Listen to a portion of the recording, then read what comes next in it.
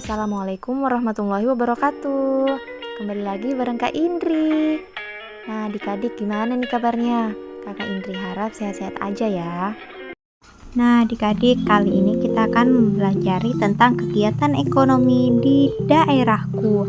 Apa saja sih kegiatan-kegiatan ekonomi di daerahku? Yuk kita simak bersama-sama.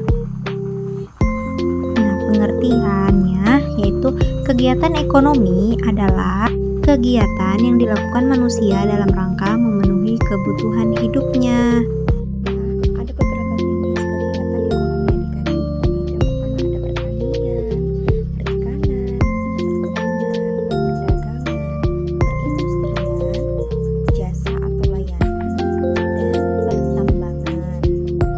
Nah, pertanian merupakan penggunaan sumber daya hayati untuk memproduksi bahan pangan, bahan industri, sumber energi, serta pengelolaan lingkungan.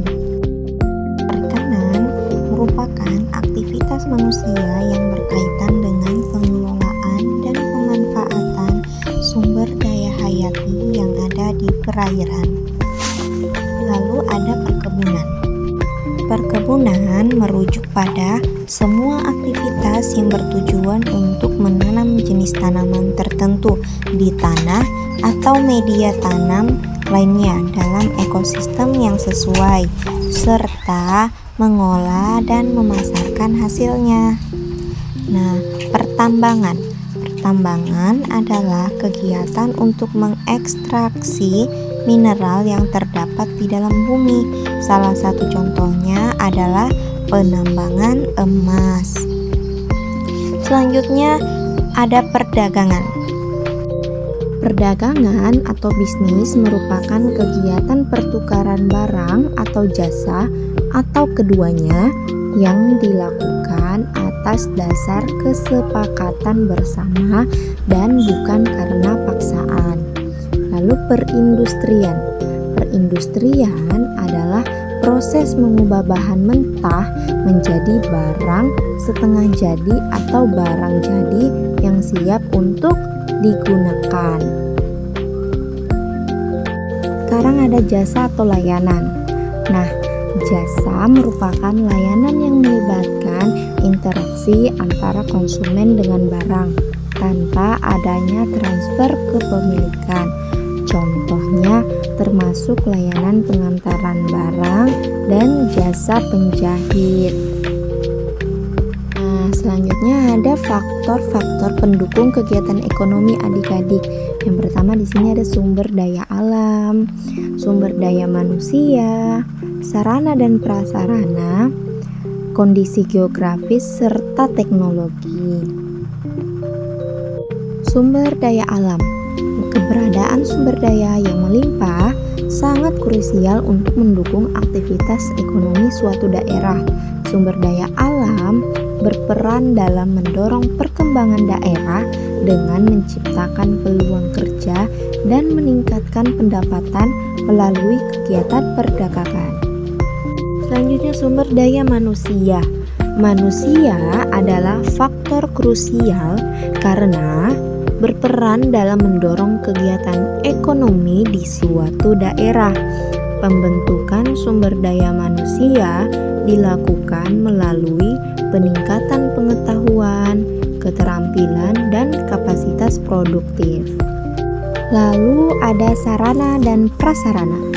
Nah, sarana dan prasarana itu usaha aktivitas ekonomi tergantung pada ketersediaan sarana dan prasarana.